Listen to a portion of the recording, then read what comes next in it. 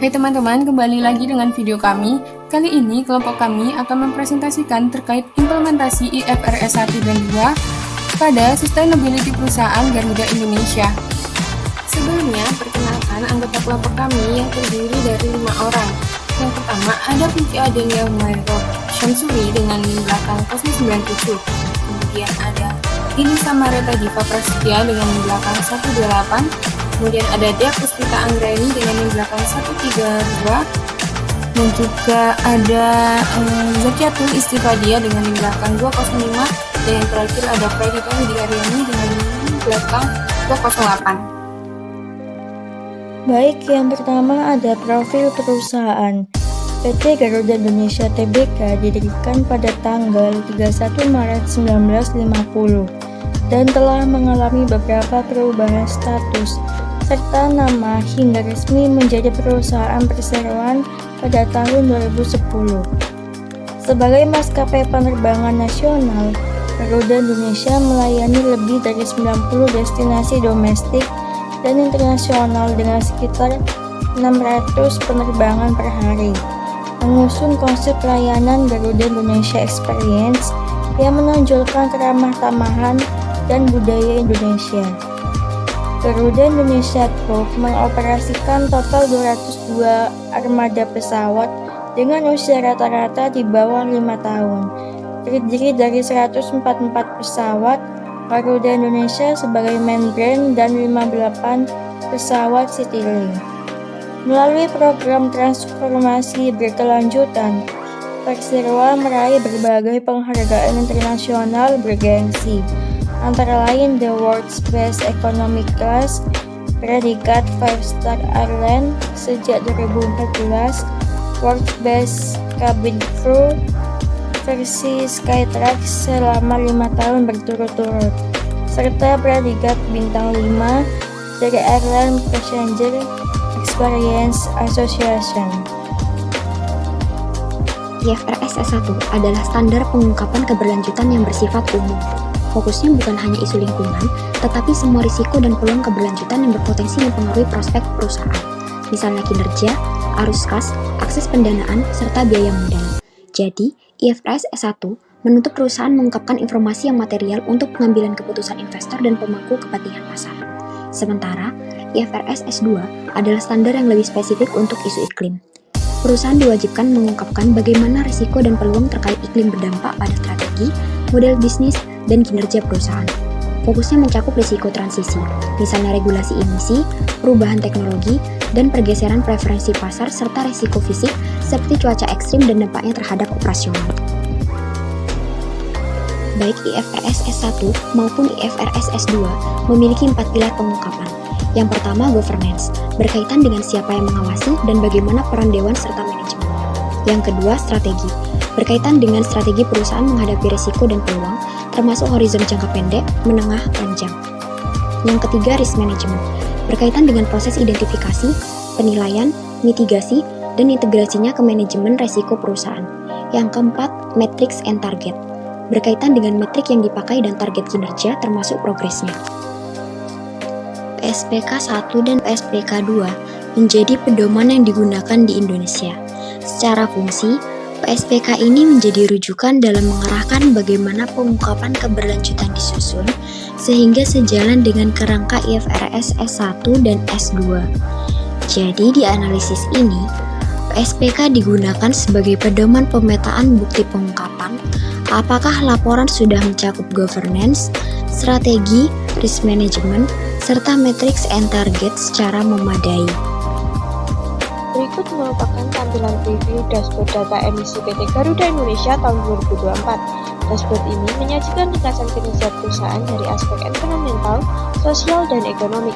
Dari sisi lingkungan, ditampilkan indikator konsumsi energi listrik sebesar 15,762,094 kWh. Pada aspek sosial, tingkat kepuasan pelanggan tercatat sebesar 84,1. Sementara itu dari sisi ekonomi, total pendapatan perusahaan mencapai 1,07 miliar US dollar, serta proporsi pemasok lokal sebesar 73,71%. Dashboard ini memberikan gambaran ringkas mengenai kinerja keberlanjutan PT Garuda Indonesia yang terintegrasi antara aspek lingkungan, sosial, dan ekonomi. Pada bagian pertama, dashboard menampilkan konsumsi bahan bakar dan emisi karbon yang berasal dari aktivitas operasional penerbangan. Yang pertama, perusahaan menggunakan bahan bakar solar yang menunjukkan terlihat adanya tren peningkatan emisi CO2 dari tahun 2022 hingga tahun 2024. Bahan bakar yang kedua yang digunakan yakni bensin menunjukkan tren penurunan emisi pada tahun 2023, namun kembali meningkat pada tahun 2024. Yang ketiga, aftur sebagai bahan bakar utama penerbangan menyumbang emisi CO2 mengalami tren meningkat secara konsisten selama periode 2022 hingga tahun 2024. Hasil ini menunjukkan bahwa aktivitas operasional penerbangan masih menjadi kontributor utama emisi karbon, sehingga diperlukan upaya efisiensi bahan bakar dan penggunaan teknologi ramah lingkungan. Selanjutnya, dashboard membahas mengenai konsumsi listrik dan air sebagai bagian dari aspek lingkungan. Untuk konsumsi listrik di kantor pusat, terlihat adanya peningkatan listrik dari tahun 2022 hingga tahun 2024 yang mencerminkan meningkatnya aktivitas operasional perusahaan. Sementara itu, konsumsi air bersifat fluktuatif dengan penurunan pada tahun 2023 dan kembali meningkat pada tahun 2024. Data ini menunjukkan pentingnya pengelolaan energi dan air secara efisien guna mendukung komitmen keberlanjutan dan pengurangan dampak lingkungan. Pada bagian terakhir dari dashboard ditampilkan kinerja sosial PT Garuda Indonesia yang meliputi kepuasan pelanggan, kecelakaan kerja, dan pelatihan karyawan. Yang pertama, tingkat kepuasan pelanggan mengalami peningkatan dari 82,4 pada tahun 2022 menjadi 84,1 pada tahun 2024 yang menunjukkan perbaikan kualitas layanan. Yang kedua, jumlah kecelakaan kerja bersifat fluktuatif, namun masih berada pada tingkat yang relatif terkendali. Selanjutnya, rata-rata jam pelatihan karyawan menunjukkan tren meningkat dari tahun ke tahun yang menandakan komitmen perusahaan dalam pengembangan sumber daya manusia. Aspek sosial ini mencerminkan upaya perusahaan dalam menjaga keselamatan kerja, meningkatkan kompetensi karyawan, serta mempertahankan kepuasan pelanggan. Baik, selanjutnya ada pada pilar governance. Jadi, Garuda Indonesia itu melibatkan seluruh pemangku kepentingan dalam rangka meningkatkan tanggung jawab sosial dan lingkungan perusahaan. Nah, keterlibatan stakeholder ini dilakukan untuk memastikan isu keberlanjutan yang material baik secara ekonomi, lingkungan termasuk iklim maupun sosial yang teridentifikasi dan diawasi oleh manajemen serta dewan. Jadi yang pertama ada karyawan. Jadi Garuda Indonesia itu secara rutin mengadakan sustainability seminar kepada seluruh pegawai. Kegiatan ini tuh bertujuan untuk meningkatkan pemahaman internal terhadap isu-isu keberlanjutan serta memperkuat kolaborasi lintas fungsi dalam mewujudkan komitmen perusahaan terhadap pembangunan keberlanjutan. Selanjutnya kerja dengan mitra kerja. Jadi Garuda Indonesia itu bekerja sama dengan pihak ketiga seperti PT Wastek International dan PT Jalan Hijau untuk membantu pengelolaan limbah yang dihasilkan oleh perusahaan. Kemudian yang terakhir dengan masyarakat. Jadi, Garuda Indonesia itu senantiasa menyalurkan dana TJSL atau tanggung jawab sosial dan lingkungan sebagai bentuk tanggung jawab mereka pada aspek keberlanjutan. Berdasarkan data dari Sustainability Report, dana untuk program TJSL itu cenderung terus meningkat dari tahun ke tahun. Selanjutnya ada strategi. Jadi, Garuda Indonesia juga melakukan beberapa strategi keberlanjutan sebagai upayanya dalam aspek lingkungan. Sebagai perusahaan yang tinggi akan emisi, berikut beberapa upaya Garuda Indonesia dalam mengurangi emisi yang dihasilkan. Yang pertama itu ada penggunaan Sustainable Aviation Fuel atau SAF dan bioaftur sebagai penunjang bahan bakar pesawat yang diwujudkan melalui riset dan studi kelayakan penerapan SAF dalam operasional penerbangan untuk mendukung transisi menuju energi rendah karbon. Upaya ini tuh juga mencakup penyusunan roadmap SAF, lalu kajian kebijakan SAF surcharge, serta partisipasi dalam perusahaan dalam pembahasan pengembangan bioaftur sebagai bagian dari strategi pengurangan emisi gas rumah kaca.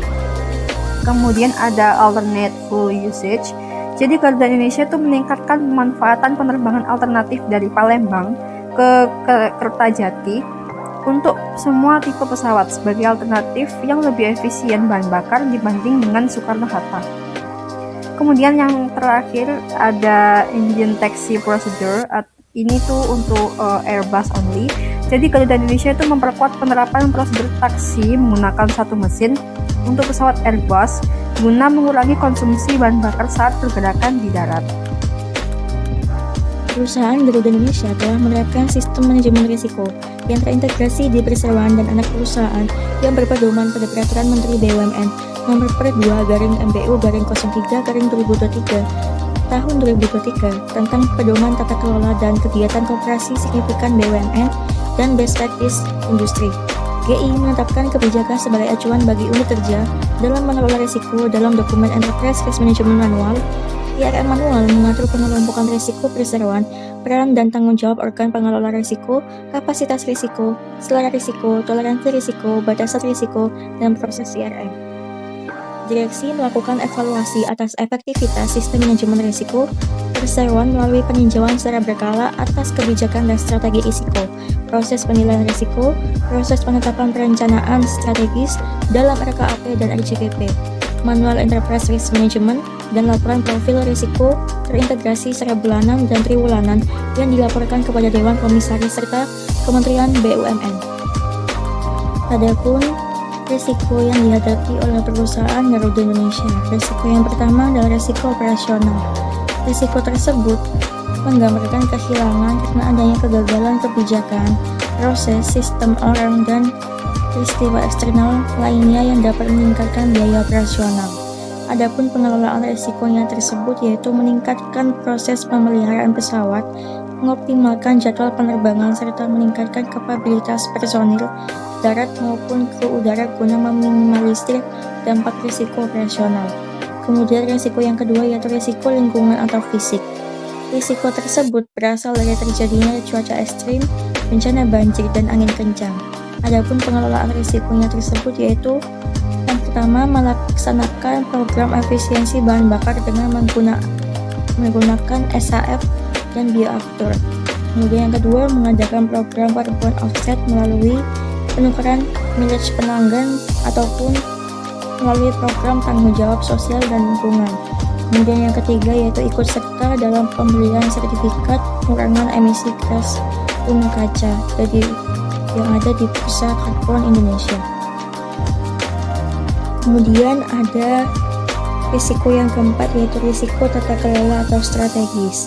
Risiko tersebut terjadi akibat preferensi pelanggan terhadap maskapai yang menawarkan harga lebih kompetitif dan fleksibilitas tinggi dalam kebijakan tiket yang untuk mengurangi daya tarik pelayanan premium yang ditawarkan oleh Garuda Indonesia.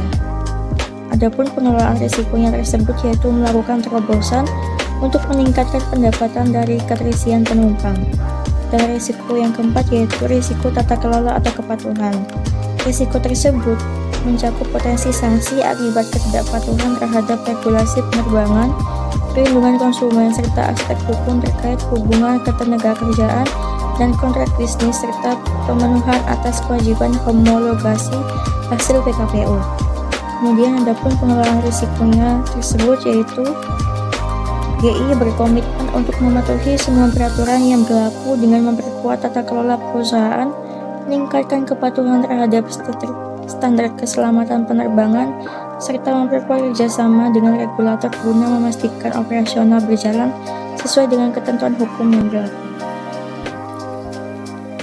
Terdapat dua kesimpulan, yakni yang pertama ada kesiapan IFRS S1 yang menyatakan bahwa Garuda sudah menunjukkan fondasi yang cukup baik karena memiliki metrik lintas aspek, yakni ekonomi, lingkungan sosial yang konsisten antar tahun serta didukung oleh tata kelola governance dan risk management yang baik.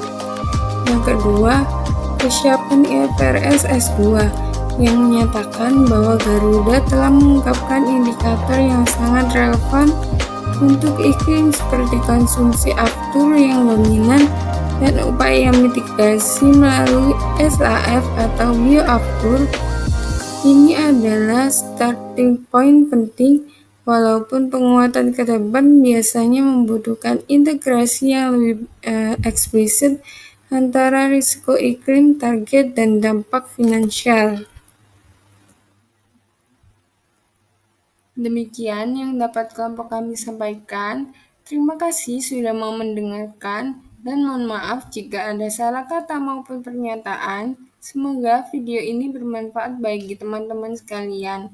Sampai jumpa lain waktu.